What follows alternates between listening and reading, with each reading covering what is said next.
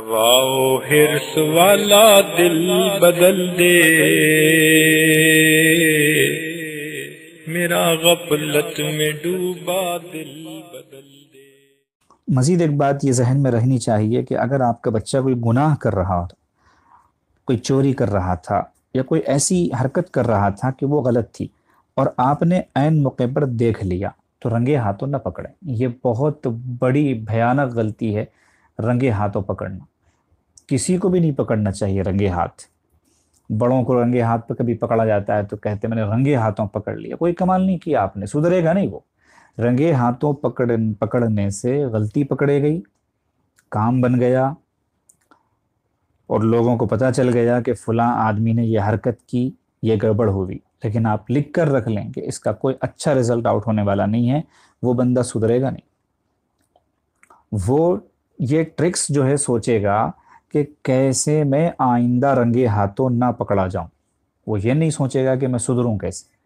آپ اس کو چھوڑ دیجئے، بعد میں آپ اس کو بتائیے کہ میں نے دیکھ لیا تھا لیکن میں نے کسی کو بھی نہیں بتایا، میرے آپ کے درمیان میں راز ہے، مجھے آپ سے اللہ واسطے محبت ہے، میں چاہتا ہوں، یہ بڑوں کے بارے میں آج اس کہہ رہا ہے کہ آپ یہ چیز چھوڑ دیں۔ تو آپ یہ بات لکھ لیجئے کہ وہ سدھر جائے گا، چھوڑ دے گا، کیونکہ اس کے ذہن میں یہ بات آ جائے گی کہ میری بیٹھے بیٹھے جو عزت جانے والی تھی اس نے بچائی۔ تو اس کے اندر احساس ہوگا اس بات کا کہ مجھے ایسی حرکت نہیں کرنی چاہیے۔ ٹھیک یہی حالت بچے کی ہوتی ہے کہ اس کو رنگے ہاتھوں پکڑ کے آپ خوشی سے تالی نہ پیٹیں کہ میں نے بہت بڑا کام کر دیا، بچے کو رنگے ہاتھوں پکڑ لیا۔ نہیں، آپ دیکھ کے انجان ہو جائیں، دیکھ کے خاموش بیٹھ جائیں، یوں ہو جائیں جیسے آپ نے دیکھا ہی نہیں۔ اور بچے کو بھی ادھر سے پتہ چل گیا کہ امی نے دیکھ لیا، لیکن امی ایسی بن رہی ہیں کہ جیسے دیکھا ہی نہیں۔ دو صورتیں ہو سکتی ہیں، یا تو بچے کو پتہ چل جائے گا کہ ماں نے دیکھ لیا، لیکن ماں ایسے کر رہی ہیں کہ دیکھا ہی نہیں ہے انہوں نے۔ تو ایسی صورت میں بچے کو احساس ہوگا کہ دیکھو میری ماں کتنی اچھی ہیں کہ انہوں نے مجھے جو ہے فوراً نہیں ٹوکا، میری بے عزتی نہیں کی، مجھے بچا لیا۔ یا تو بچے کو پتہ نہیں چلے گا کہ آپ نے دیکھ لیا، لیکن دونوں صورتوں میں بھی فائدہ یہ ہوگا کہ بچے کو عین موقع پر بے عزتی کا احساس نہیں ہوگا کہ میری انسلٹ ہوئی ہے، مجھے پکڑ لیا گیا ہے۔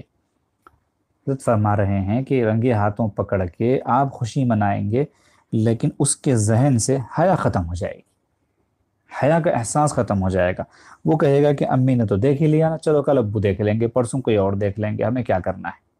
تو حیا ختم ہو جائے گی۔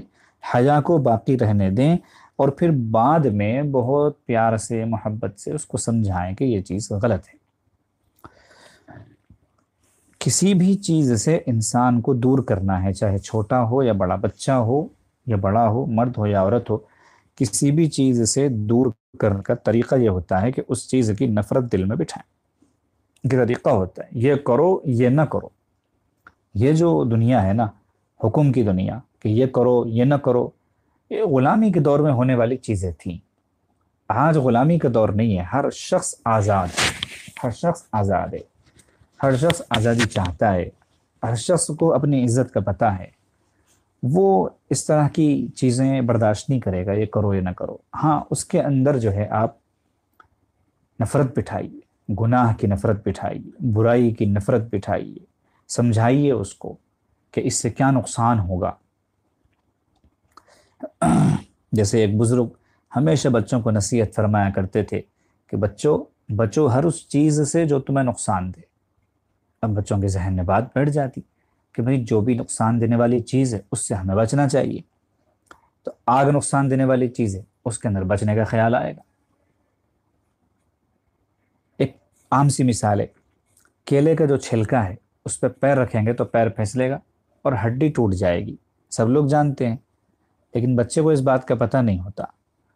تو بچے کو اس کو سمجھانا پڑتا ہے کہ دیکھو بیٹے، اگر اس پر پیر رکھیں گے تو پھسلیں گے تو آپ کو اچھا تو لگے گا، آپ بچے ہو ابھی، لیکن اس سے نقصان یہ ہوتا ہے کہ ہڈی ٹوٹ جاتی ہے، سر پر چوٹ آ جاتی ہے، اس سے یہ ہوتا ہے وہ ہوتا ہے، بڑے بوڑھے ہو جاتے ہیں۔